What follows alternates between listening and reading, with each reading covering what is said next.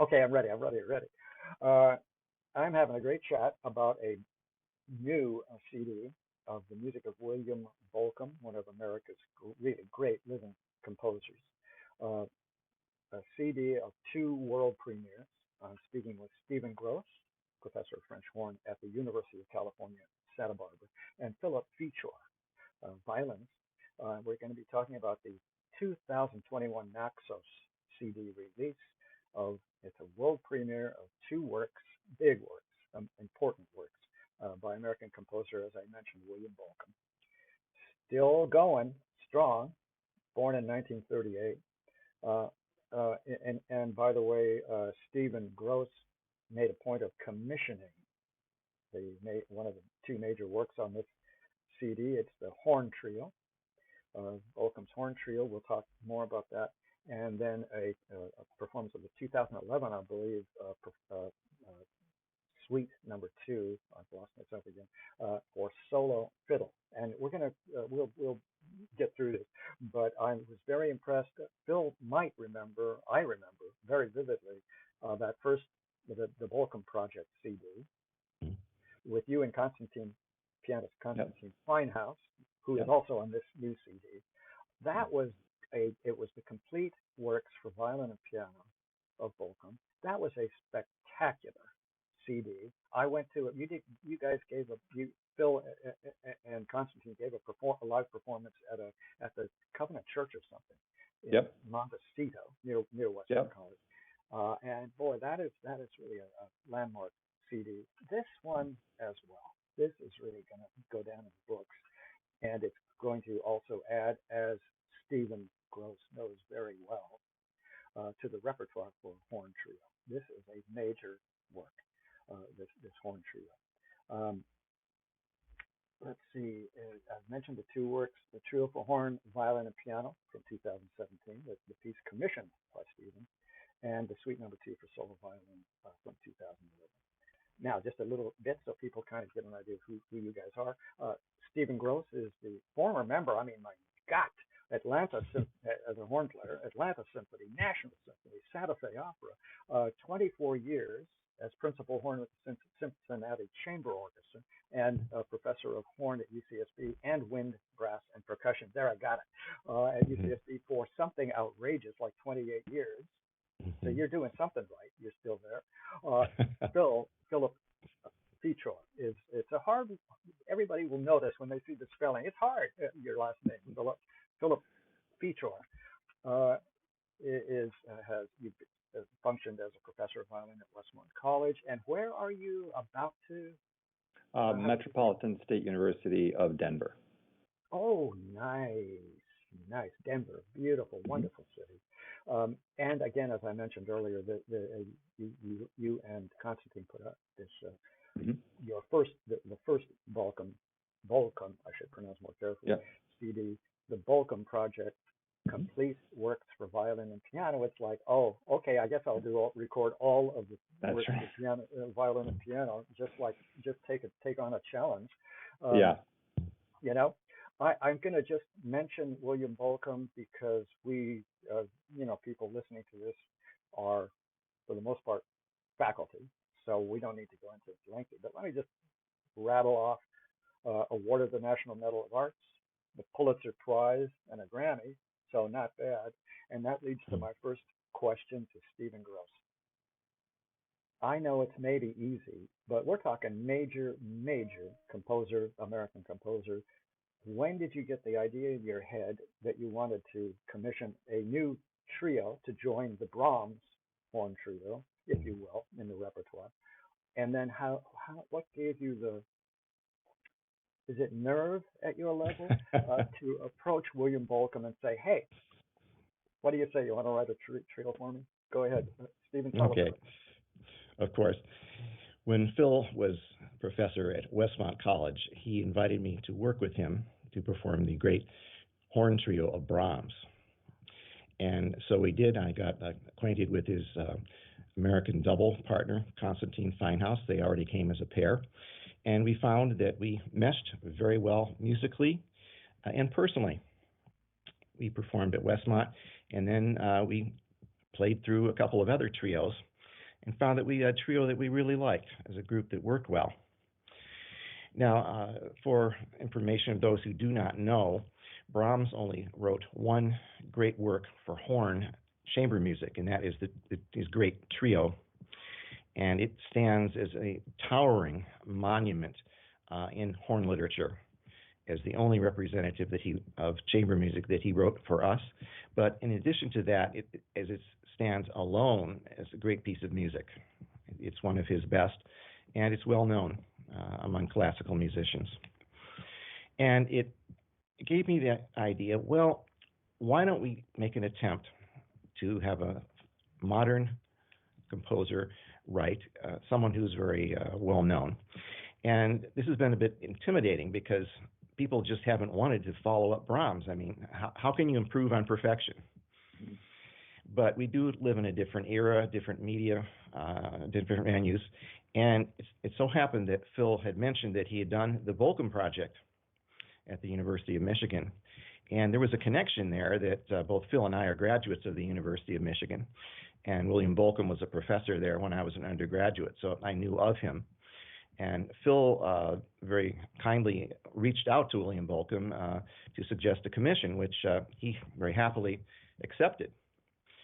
So the project proceeded. It went through into 2017, and we received the work, and we performed the world premiere at Metropolitan State University in Denver. However, we had preview concerts of several of the movements. We did this in Europe, several places, in Ghent, Belgium, at the Royal Conservatory, in Prague, as well as in Hungary. And then we also performed in the United States, including the West Coast premiere here at the Music Academy of the West. And when we were in the Czech Republic, I arranged for us to record at a very fine recording hall, Martinu Boleslav Hall, with absolutely stellar acoustics. And we submitted it to Naxos, which is the recording label of Bolcom's choice, and it was accepted. And it's been a great privilege to work with Phil and Constantine to be able to present this work. And because of the greatness of this composer, we think it'll also survive as a landmark of the literature for horn as well as chamber music in general. Let me jump in here and make sure I'm clear. So it's Phil's it's Phil's connections with Bolcom that kind of got this thing going a little bit. Yeah, as in your understanding, Phil, of your time with Bolcom. That is not to say, I hope I didn't get in trouble in any way here, but kind of like how that works. Who kind of right. I mean, yeah, I'd say that helped. But he also needed to be comfortable with the players and the what we're going to do with the work. So it wasn't just Constantine and I, but he had a great respect for Steve as well. So it was all of that. Yeah, I provided. Sorry. Yeah, I provided the impetus, and Phil made the connection.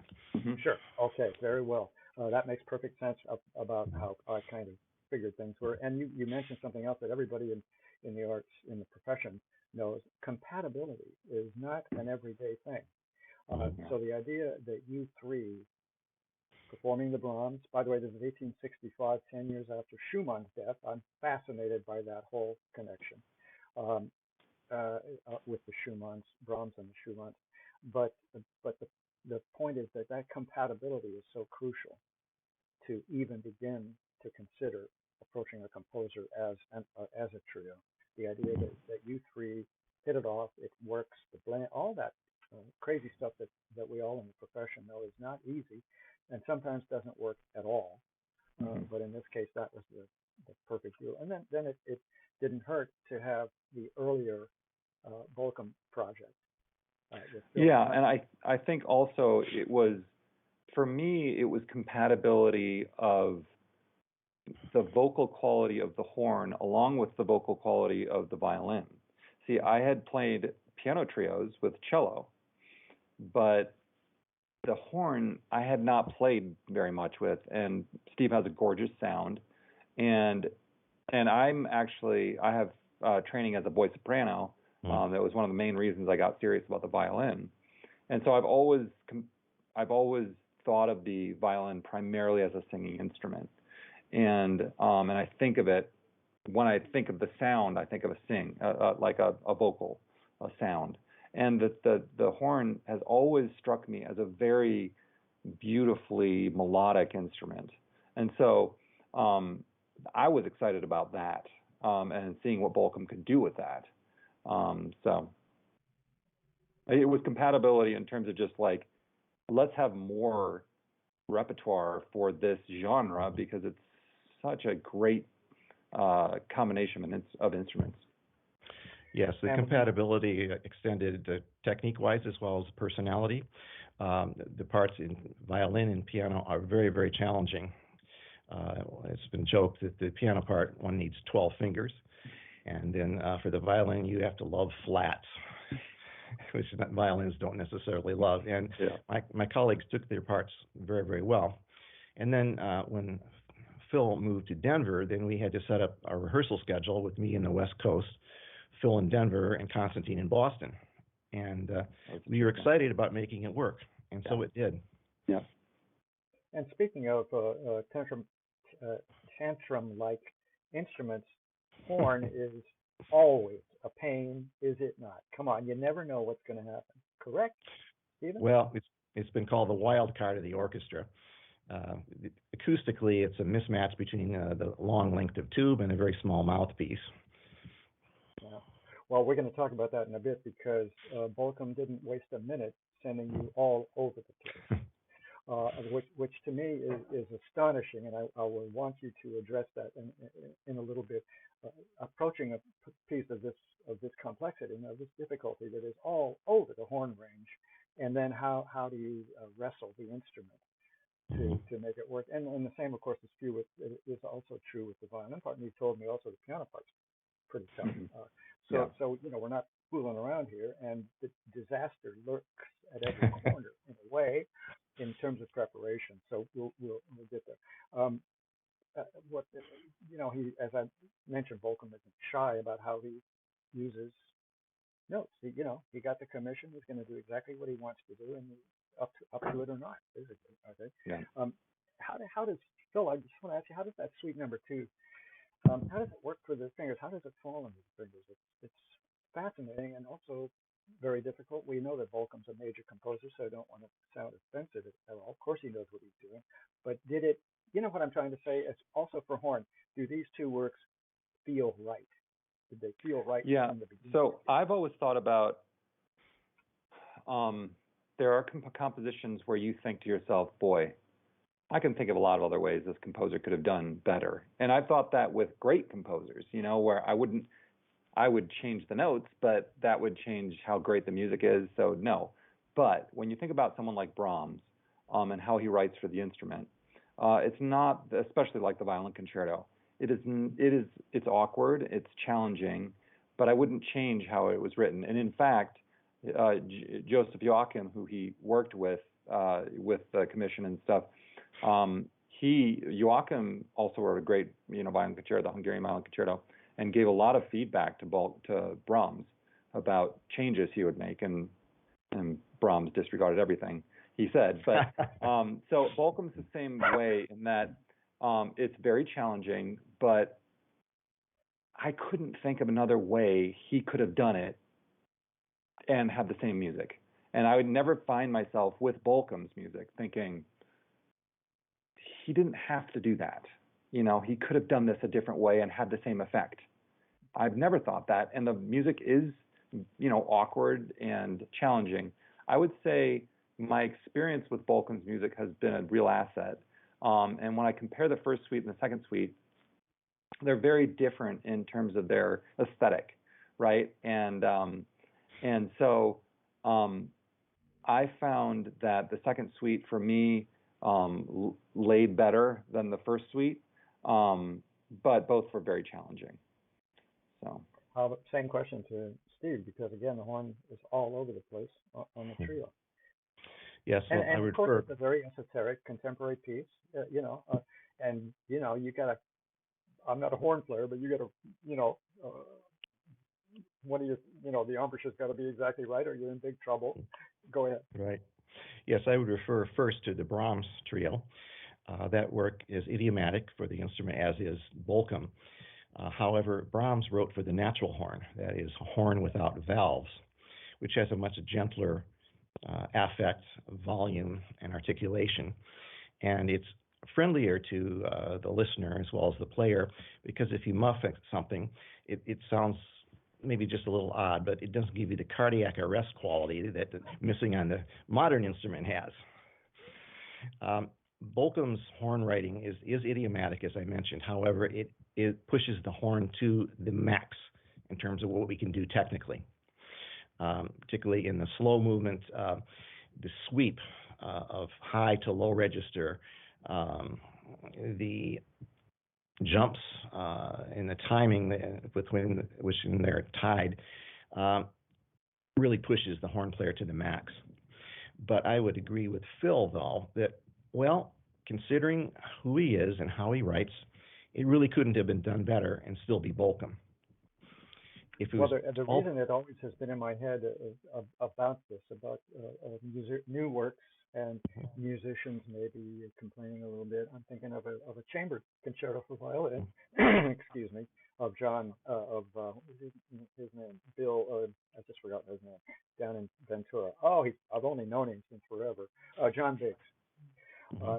Lovely little chamber concerto for violin, and I think it was Nina Horton at the time who was playing it, and Nina, I remember being present, and Nina was saying, "Oh, I just can't do this, and oh, can't you redo it?" And the thing is, John Biggs just calmed her down and showed her what he had in mind and how it worked. In other words, that he was not just being a dummy, that he knew what he was doing. And then all of a sudden she went, of course, that kind of thing. So it's tricky, especially with contemporary. Yeah. It would have been nice if he had written the parts all in nice, comfortable middle register with plenty of opportunities to rest and so forth. But it wouldn't be Bolcom. Yeah. The piece in its import would not have come forth. Yeah. And let me say one last thing about Bolcom in terms of the violin. He said on a number of different occasions that he always wanted to be a violinist. He always wanted to play the violin. And he has I think a great respect for the instrument, and not even respect, but affection for the instrument. And I think that comes through, even though the music's difficult. It maximizes the qualities of the instrument, the singing qualities, the treble qualities of the instrument, the range of the instrument, the virtuosity of the instrument. And he did a lot of accompanying when he was young, of like showpieces of Wieniawski and stuff, and that comes out too. And so I think it's a very human quality of writing, even though sometimes it's, very, very challenging. By the way, did I mention that Phil is probably the living scholar of William Bolcom's music? Can I say that? You're quite the scholar. I mean, by default, since there's nobody else, right? In particular, who's willing to take on the challenge of learning all this stuff. So. Well, anyway, thank you for your remarks about that, about the writing and how it is approached, and how difficult it is, but how it works itself out for professional musicians as they learn it, and the rewards, of course. And it's interesting. I guess I'm going to go down a little bit. I've got a couple of quotes from Bolcom, but let's start with the trio. Let's tear the trio apart a little bit, and then we'll move to the solo violin suite. Again, it's the trio for horn, violin, and piano from 2017. And Bolcom himself, and I remember that remark because it's in the program notes about Bolcom saying, "Hey, this is how I'd love to write for the solo fiddle." So I seem to be drooling. I don't know what's going on. Okay, here's a Bolcom quote. "The trio is profoundly marked by the dark times we are living in." 2017. "As a nation, I sense we are beginning to move past the oblivious optimism," that's interesting, "America so often has fallen into. We are forced to face sobering realities perhaps we don't feel ready for, but must do." End quote. The reason I want to put that in there is because this new trio from 2017, is clearly a composer, a human being, an American who's watching this period that we moved into, and something about resilience in a time of adversity. And so this trio is not just. I'm trying to explain to people who go, yeah, it's a modern, I hate it, all that. No, no, no. It's about deeper things, as is all great music. And in this case, Bolcom is looking at this period that we are still in, actually, this period of unrest and so on. So this trio is different, isn't it? You want to speak to that, Stephen? It's a little different in temperament than some of the earlier works of Bolcom. Yes, it is. I will deal with it on two levels.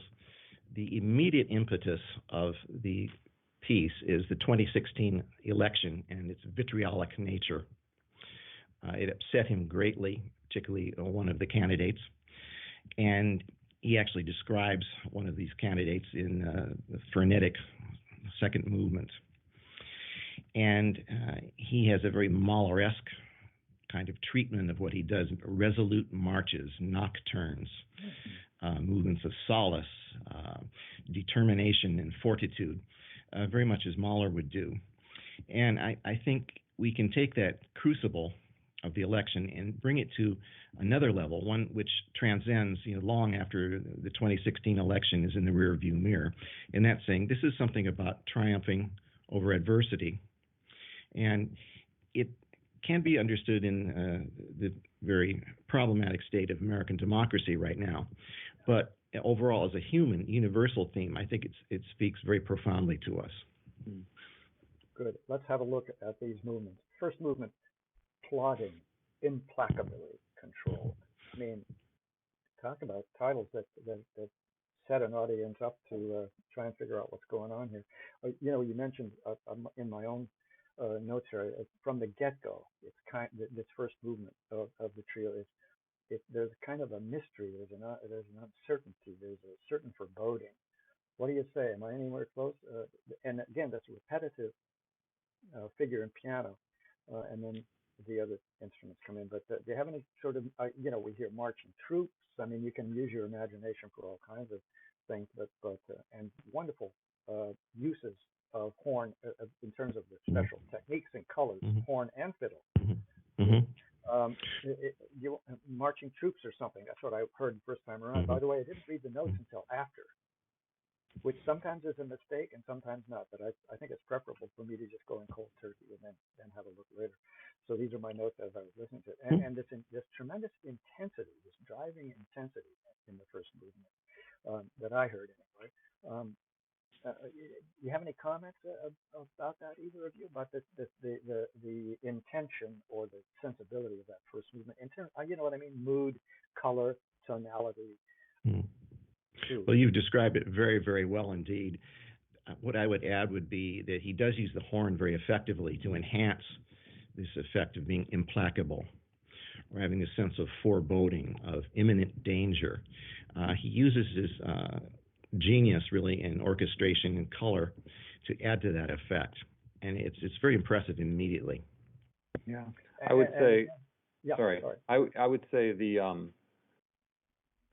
sometimes composers will use these terms, and they don't always jive with the feeling of the piece. But I'd say Bolcom has a knack for using evocative descriptors like that and then nailing it in the music. Like he must name it after he writes the music or something. I don't know when he comes up with the descriptors, but I think the first thing you think of when you hear the piano kind of an ostinato is that it's implacable and it's controlled and it's just and persistent. Yeah. It's all those things. Yeah. And it is foreboding, and I mean, the arc of the movement itself, I don't know if you're going to get into it, but it really has these kind of explosions of intensity. It starts kind of in this quiet, plodding way, but then explodes and then retreats back to, but I think the sense I always had was that it would, the rhythms themselves are fairly simple, but incredibly powerful.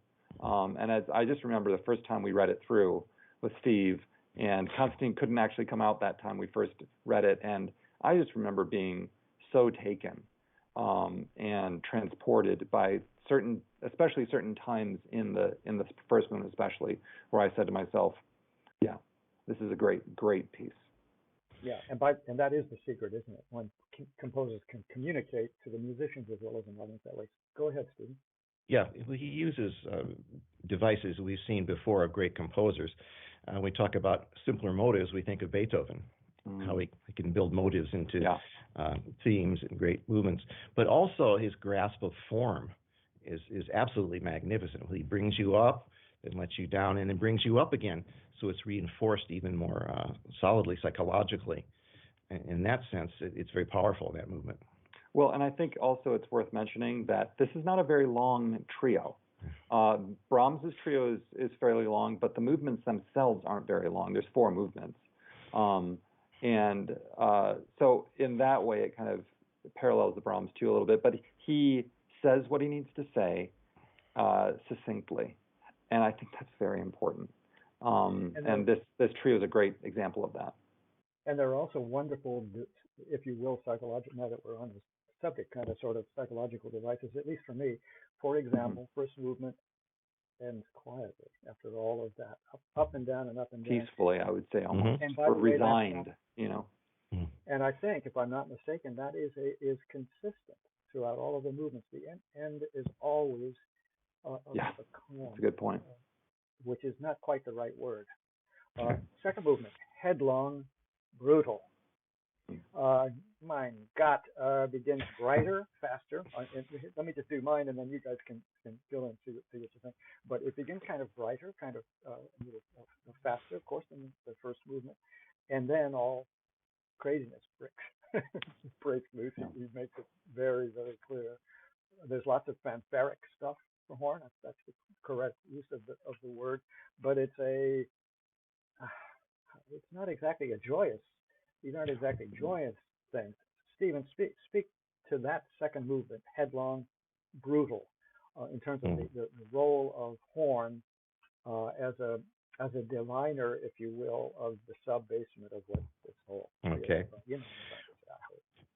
This movement is one wherein Bolcom specifically points to what he calls the author of our malaise, specifically Trump. And he says inspired with quotations, because that's not a good word for what he's doing.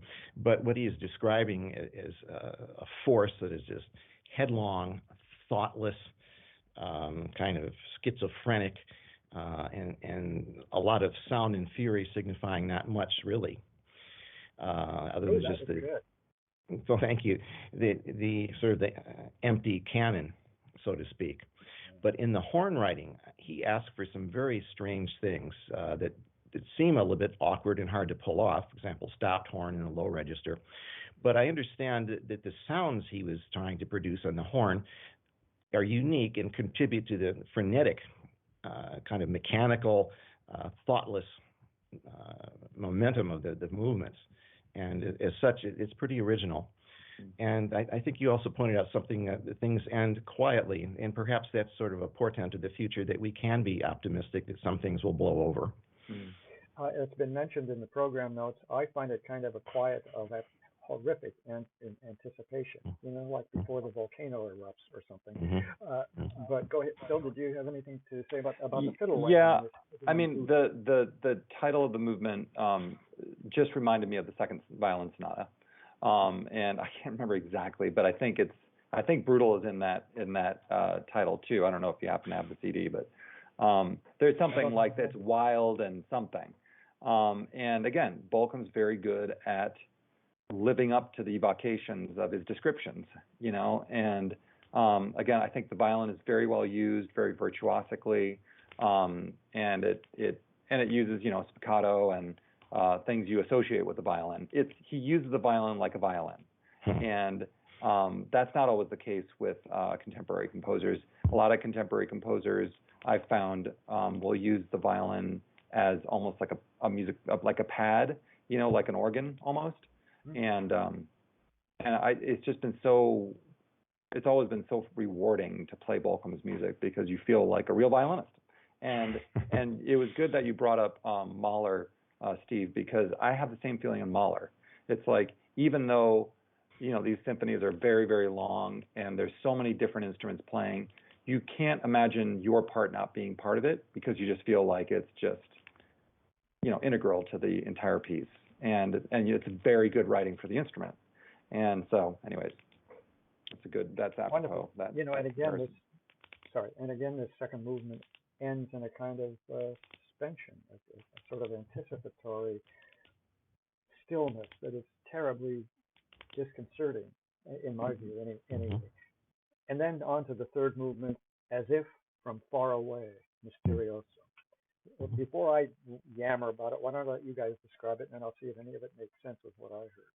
Or should I say whether what I wrote made any sense with what you said?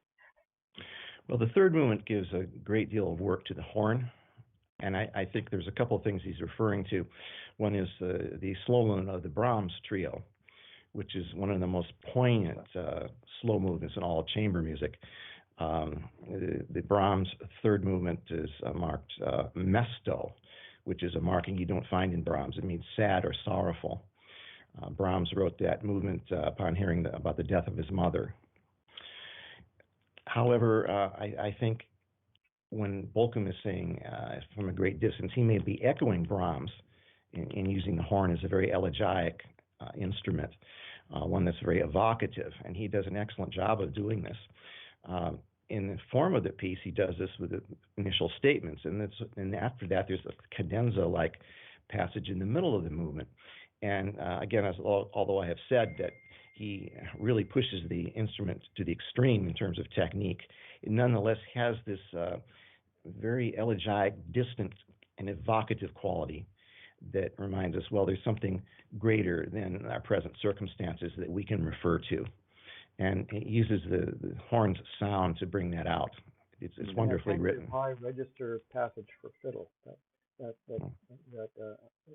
almost a lamentation in a way. I don't know, or wistful or bittersweet even. It was just stunning.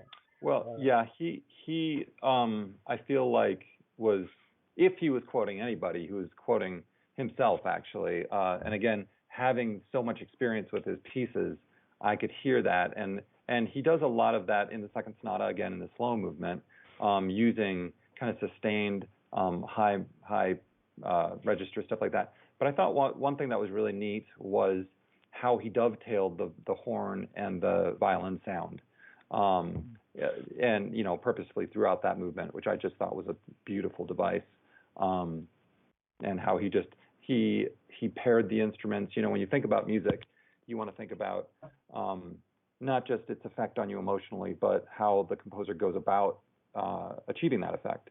And so you want to think of things like how the instruments are paired. What's the role of the instrument? Is it accompanimental? Is it soloistic? Is it, and you get all of that in that movement. You get a cadenza, and you get a cadenza for, places where the solo violin is playing, and then the role of the piano in terms of establishing a tonal chord to the movement in C major, and that kind of triumphant quality. So it's a tremendous movement. I think when you mentioned that there are snippets of Brahms in there, I don't find that there in as much of specific quotations of motives, but in the use of the instruments, and something that Phil brings out here. The three instruments in this trio make sounds in a very different fashion. We have Phil with the bow across a string. With the piano, you have the hammer on the string, and then you have the brass tube with the vibrations in the mouthpiece. And for each of us, producing even something simply as the beginning of a note has to be produced differently. A staccato has to be, or a sharp articulation may have to come from fingers, or it may come from the tongue, or it may come from the hand. It's a different way of doing things. And this is extended further in just the tonal qualities of each one of the instruments. And one thing that makes the Brahms Trio such a towering monument is how successful he is in making these three colors work together. And I think Bolcom does this in this particular piece. It's very strongly evident in all the movements, but especially so in this one, when he gets the magic of these colors brought out. You just took my words out of my mouth here. Wonderful ensemble colors, lots of mystery. Basically, this is the slow movement, if you will, of the trio. It's the most tonal, if you will, of the movements in this piece, very deliberately, I think. Yeah. And I mean, I suppose, sorry, I didn't mean to interrupt, Dan, but also just if you think about what are some of the, whether they're intentional or not, I'm not sure, but just the ordering of the movements, right? So Brahms has that first movement, and then he has the scherzo movement, right? And then the slow movement. And it's the same thing with this. Yeah, no, that makes perfect sense. I'm sure that was in Bolcom's head, yeah? I think one of the reasons that Brahms has been the outstanding example is there have been a lot of, I think you could call them cheap imitations that have come in the decades following the Brahms, which is actually pretty early work, 1865. There simply has not been a really strong piece of the stature of the Brahms that's come along, and that's why we wanted to commission a composer of the stature of Bolcom to create a trio for this particular instrumentation. Well, and let me say one last thing about that. I've always thought of Bolcom as a very virtuosic composer. He composes very quickly and he composes very well, and he brings a very intuitive quality to it. But one thing that I also thought would be a good, and I didn't know if this was going to happen with the trio, but Bolcom's also a very muscular composer. His music is very strong, and I just, when I think of the Brahms, I think of strong composing, and direct composing. And when I think of Bolcom, I think of strong, direct composing. And anyway, so that's another parallel I always sensed. And could be, and it was. And let me add to what you just said. In that it hadn't occurred to me, but that's what you just described, Phil, is exactly right. The strong writing of Brahms and the strong writing of Bolcom. In other words, Bolcom, plunged into this project. I have a funny feeling, and knows very well, of course, the Brahms trio, and has what has risen to Brahms's occasion, if you will. I think so. Yeah. So I think these are going to be the Brahms and this Bolcom trio are going to be the two big horn trio. I think so. Yeah.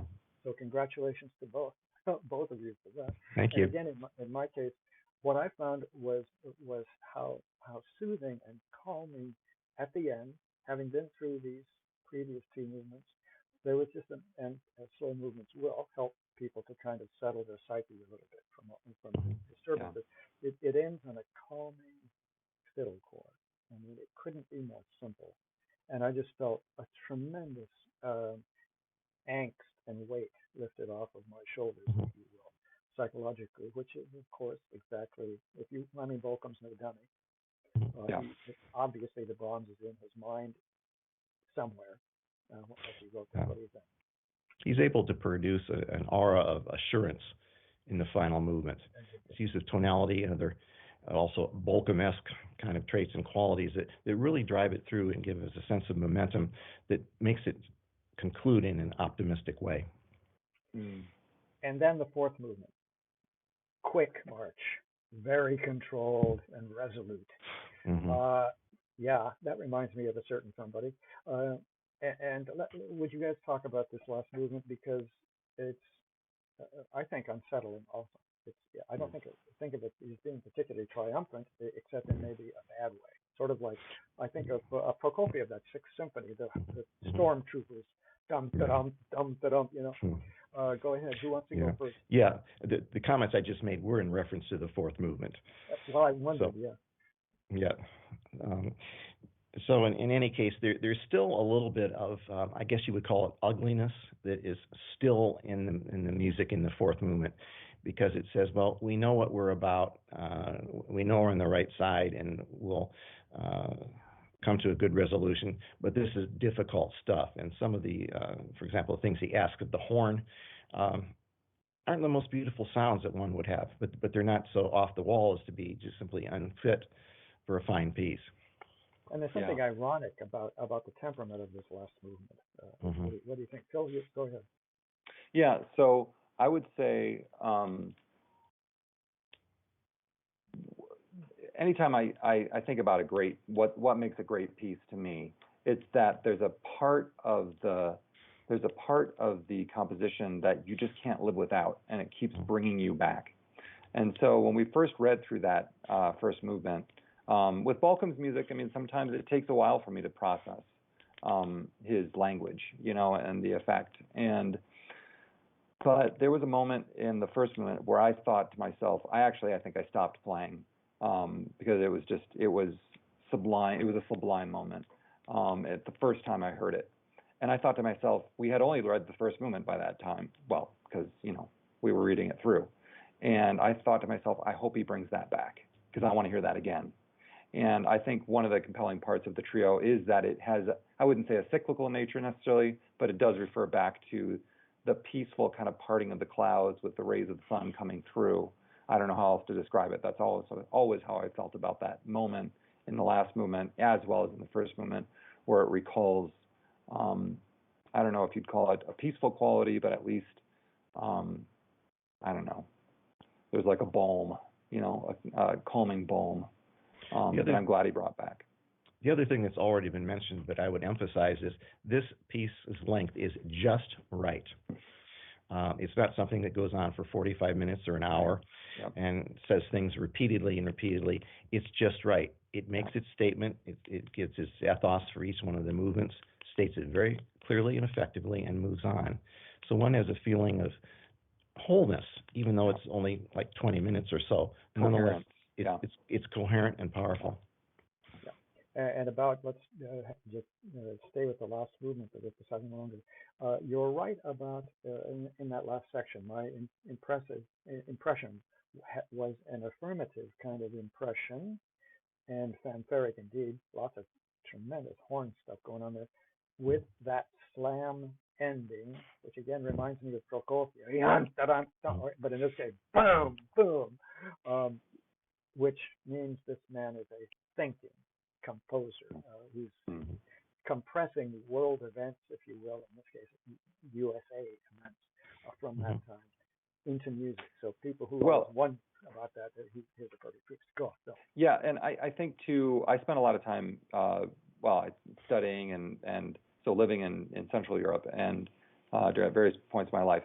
And so you think to yourself, you can kind of look back and see what is it that makes things American, because you value that. Right? I mean, I can remember a little anecdote when I studied in high school there, and I remember one of the first packages my parents sent to me, because I wasn't living with my parents and nobody spoke English.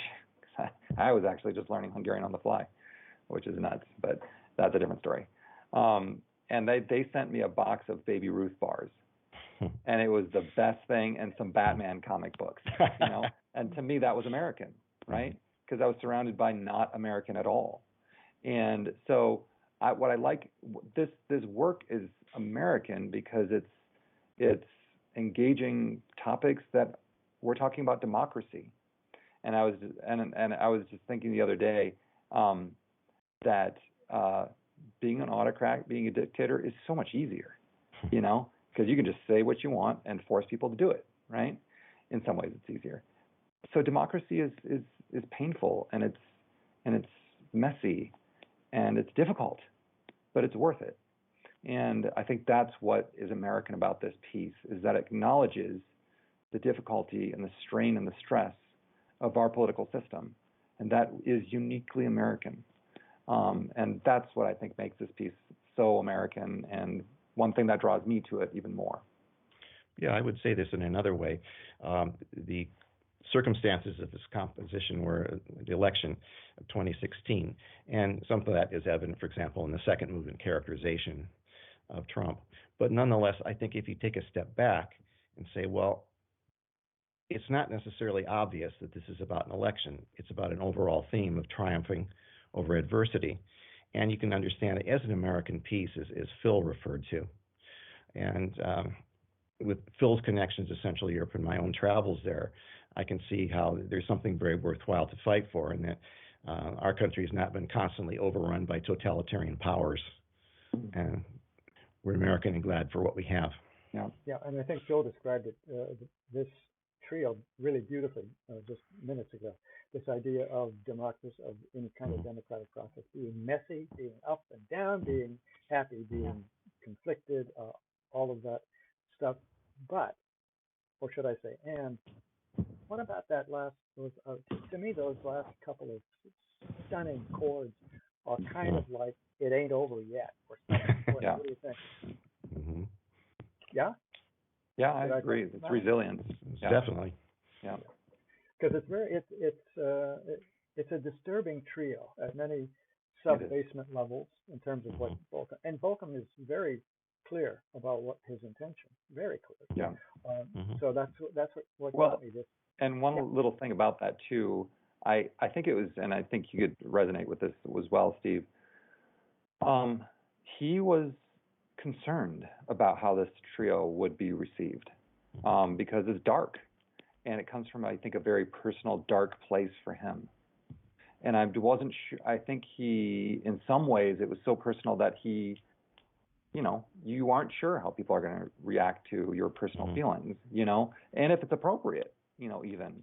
And so he said that a number of times, that I hope people aren't put out by the dark quality of this. And I think that is a personal kind of response. I haven't felt that so much, but it is something that he is aware of and sensitive to. Yeah, I certainly don't know William Bolcom as well as Phil does, but I would have to say, nonetheless, you might find some postmodernist angst in the piece, but nonetheless, there is something Bolcom-esque about some optimism and determination that does shine through. Yeah. Anyway, congratulations to both of you for Thank you. Pulling this commission off.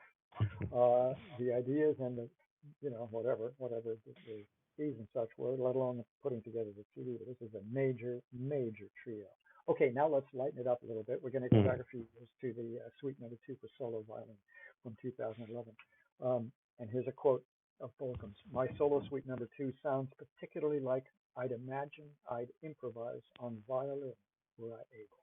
I love that, were I able. As you said earlier, Phil, he apparently has a real fondness for fiddle. Yeah, very much so. It's in several sections, beautifully organized. Morning music and night music, or evening music. The first section, morning music. It's just a soaring, lovely tune. Really. So we're back to 2011 before, some of the American problems developed, if you will. It's quite lyrical and very interesting. High harmonics, one tune fragment that just creates a stunning, scintillating color. His mastery of color, sound color, and again, as you mentioned earlier, and as he mentioned, he apparently always kind of wanted to play fiddle or something, and so he's really a master of that. Go ahead, Phil, about this first. Well, just to kind of word about how I learned the piece. I learned morning and evening music at the same time, and it didn't bother with the other movements until I had learned those two pieces, and they bookend the work. And it also starts out very tonally, right? It's a triad, a major triad, right? And so it's very inviting immediately to the listener. And I think it's a good, I think if people say, let's go to a lighter mood, because it is a lighter mood than the trio, but I think that's on the CD, it's a good kind of counterpoint in that way to start out. The other kind of idea I always had with me, and maybe this is because of my time in Hungary, but it always reminded me of the night music of Bartók, kind of the evocative quality of the harmonics and he wasn't necessarily doing bird quotes or anything like that in the Messiaen sense, but it was the mood and just that kind of atmosphere that he evoked that always reminded me of Bartók as I played it and those harmonics. Yeah, and he uses everything in the book throughout this piece. It's amazing how he knows the instrument so well. I was like, oh, how do you actually do that on the instrument? And how does that work? But he somehow figures it out, and I figured out how to play it somehow.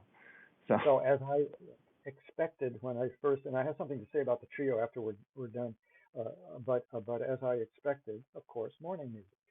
I received what I was expecting. if you will. Very compelling. Uh, Explores the full, low, mid, and high range of the instrument. It's Mm-hmm. very pleasant. Dancing in place is the second movement. Mm-hmm. Speak to me. Well, he had that one. His kind of an extended technique where you're knocking on the fingerboard, right? Is that I think that's the one. It's been a long time since I played it, but so that yeah, and that's just a really it's not just like the kind of the wood clogs on the wood floor kind of sense that you get at certain points. He'll use overly direct kind of references sometimes when it works, and that's one. But it's also just kind of, it also always feels stuck, right? It never goes past the da da dum bum bum bum bum ba yums, right? And so it's an interesting kind of movement. But again, like most of the movements, it's fairly short and it gets its point across fairly quickly. But yeah, that's what I always kind of felt with Dancing in Place, is that it's stuck, right? And musically, it's stuck intentionally, of course.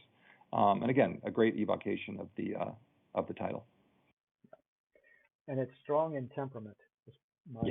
Is my note, and I'm not quite sure even what I meant, but because I just jot these things down as I'm listening for the first time. But it is. I think it has to do with the register he chooses as well. Kind of a more of a bass register. He likes to use the G string on that one.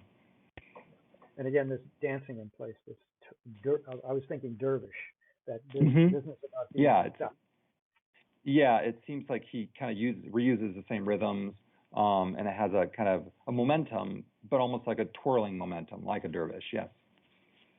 The next movement is Northern Nigun. I hope I'm pronouncing it correctly. This Northern tune in Hebrew, a type of religious repetitive song sung by groups. What I have to explain that. And I'm sure I asked him about it, but for me, it's the most powerful movement of a very powerful suite.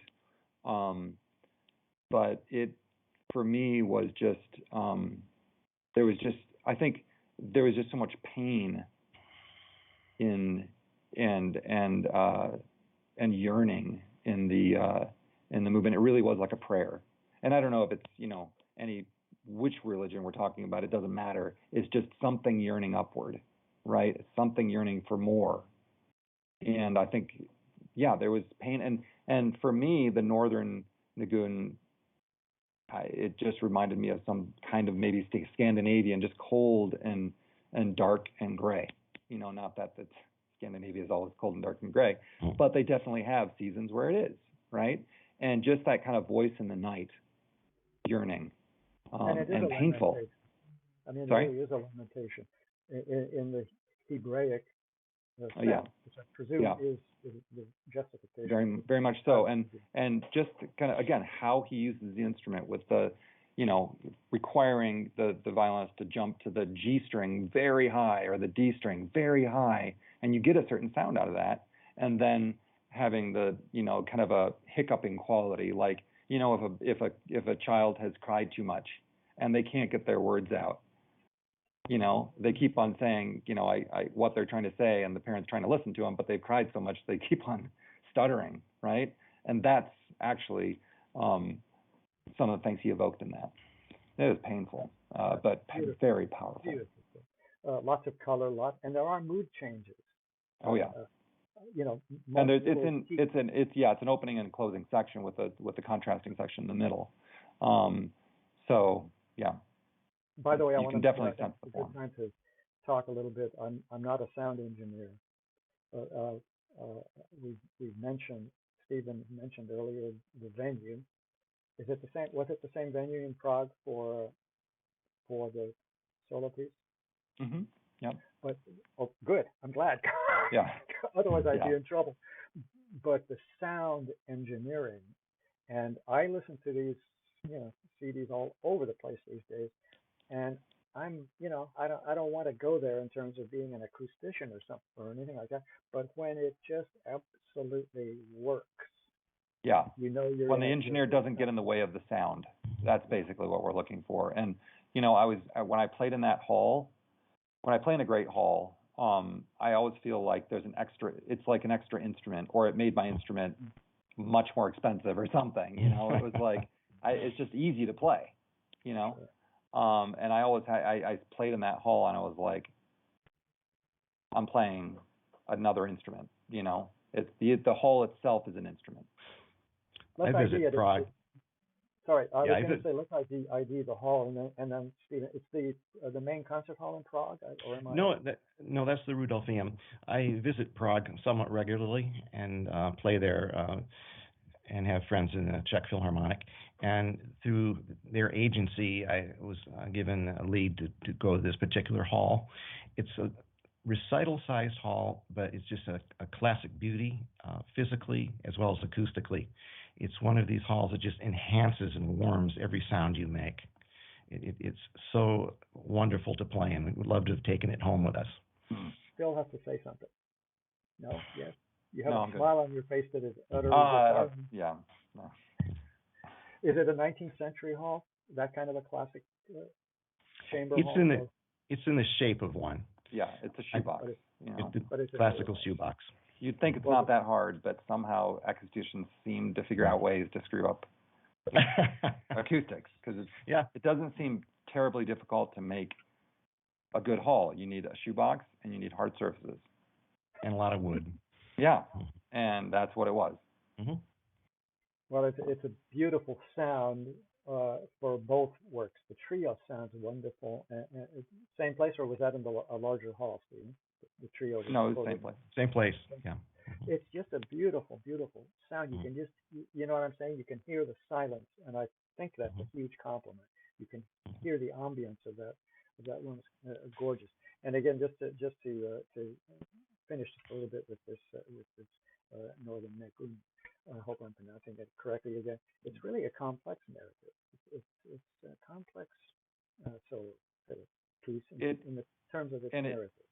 Yeah, and it should feel it's very improvisatory, as a prayer is, right?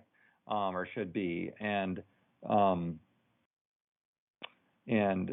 so he really left up a lot of it to the composer. I mean, to the performer. And I think both in the trio and any great work, a good composer is going to realize that the performer completes the composition. And some works leave a little bit more of that than other works. For instance, his third suite for solo violin is even more left up to the performer. But it was a pleasure to be able to participate in that process a little bit. And again, I love that single last tone to end that movement. Somehow it just it was bittersweet or something. I don't know. It's very melancholic and touching. Yeah. Then he gives us a little quicker, and then we'll talk about these forms that Bolcom plays with in ways that blew my brains out. But Lenny and Spats, what is it, about 48 seconds or something? A little fun harmonic piece, kind of a fantasy of Bolcom, maybe about Leonard Bernstein dancing around in spats like he's, Fred Astaire or something. And people will ask, well, what do you mean? How could 48 seconds of solo fiddle, give you any kind of inclination of that? And it is. It's a cutie. It slides and such with that cute whistled tune. That's just a beautiful idea. You can see Fred whistling. One of those things. That's a beauty. Do you have anything to say about that little moment? Yeah, well, I'm glad it sounds easy. It was really tricky. It's a really tricky movement to pull off and to make it sound, just tossed off, because those harmonics, they don't speak as easily as you would hope to, have them. And if you miss one, you really need every harmonic, and they were tricky, because that's the kind of movement where it's like you feel like it should be easy, right? But those are generally the movements that get performers, is the stuff that they take for granted. So it's a tricky little movement, but again, it's anybody who can make that good of a piece in 48 seconds is a good composer. There you go. And I also think it's very intelligent when you described earlier putting the piece together by learning the bookends first. The final movement, evening music, the first movement, morning music, and then the and we're going to kind of generalize about these movements because I'm getting on time here. But this is what threw me on first and second listening, as it probably does everyone. I kept searching for form because these movements are baccarat, a fuga malinconica, whatever that is, a tarantella. I'm thinking where. By the way, speaking of kind of dervishes, the tarantella movement, you want to kind of sum, if you can, fill these three little dance movements that are just not anything that people would be expecting, if you will. Sure. I mean, for me, the barcarolle, even though the Northern Nagoon was, I think, the most powerful, for me, the barcarolle was the most beautiful. I just love the barcarolle, and they're all beautiful. They have their own beauty, but there's something really special about the barcarolle. It's the longest movement, and it's most involved technically, and there's some really very, very tricky stuff in there. And I think the form, the tarantelle, of course, is just a crazy paced. You really think of someone getting bitten by a tarantula and them dancing, and it has assumed a form over time. But Bolcom, I think, while there is a form, the thing is that I memorized all this stuff in order to perform it, in order to record it, and one of the reasons I did that is because it helps me get into the form more. If I'm reading music, I'm much more passive. But in order to memorize effectively, especially a piece like these or these movements, you do have to have an awareness of form, or else you're going to go in the wrong direction. Form helps you memorize it. It just helps you remember what comes next. And so, yes, there is a form, but not so much that the form is integral to the expression of the piece, of the movement. And so that's why it's not so obvious, in terms of return. But there definitely is a strong form for each one of those. And the fuga malinconica is a short little fugue, but it's exactly what it sounds like. It's a melancholic fugue, and I think beautifully rendered. And of course, he knows all about solo Bach, but this is if it's like anything, it's like a sad C major fugue written in miniature. So anyways, it's masterfully done. And about the barcarolle, I love that lilting rhythm. He captures it. He captures it. In other words, he knows exactly what he's doing here. What he's doing. Yep. Is there also this fuga malinconica? Remember, I heard it for the first time without looking at the program notes, and I thought, where are the other two parts? I didn't realize it until, of course, I read them. I mean, I realized, but I was, my head was thrown for a loop about just it's a two-part only. Feels very, very interesting. Yeah. And then the finale, evening music. Phil, give me once again this idea of this beginning and ending, the morning music and evening music. It's such a standard kind of idea in chamber music a lot. I'm trying to think of a contemporary, Schoenfeld or somebody, a contemporary American composer. Some of that summer music, chamber music, stuff like that. Anything? Yeah, I mean, that lovely opening tune, again, splayed over 3 octaves. Can't be. Yeah, I mean, the harmonics come back. I think it's just there. He doesn't start. It's not the same pitch that he starts on. The first one starts on a B, as I recall, and the second one starts. The evening music starts on a C. So, but it's the same. You wouldn't know that unless you had perfect pitch, really. And so, they're reminiscent, but he also doesn't. He closes it with he calls it duettini, and so actually it sounds like. To me it sounds like it's not going to be a big deal, but it's very challenging technically to pull it off in a way that sounds like two voices interacting to close the movement. And by the way, is there any possible? There certainly is a kind of Bachian reference somewhere, but is there any kind of fragmentary quote in your? I don't think so. I think if he ever has things that sound like, another composer, like sometimes I think of Beethoven when I think of how he'll surprise you, and that happens in the trio probably more than the suite. But but it's just part of his language, and you never think, oh, that's Beethoven. You think that's Bolcom. It's just so he's so intuitive, and he's so probably fluent in how he writes and how he processes music he's heard before, because he's also very eclectic in terms of his tastes. Great ragtime composer, as well as I'm glad you mentioned the things he did with Joan Morris, or he's done with Joan Morris, all those cabaret songs. That's all part of his experience, and so extremely eclectic in his tastes. And so he brings that palette to his compositions, and it's always Bolcom. And there's certainly, he's part of the kind of pantheon of composers, and he brings that to his writing, but it's always Bolcom.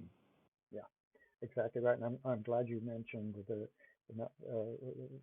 sorry, I wasn't. I'm trying to kind of bring this down, but the rags, his something like 25. There are 24 something like that. Yeah. Settings of a particular rag, and they are and they aren't in typical Bolcom manner, if you will. Right. In other words, he's extremely well read, if you will, Mm-hmm. in terms of his language.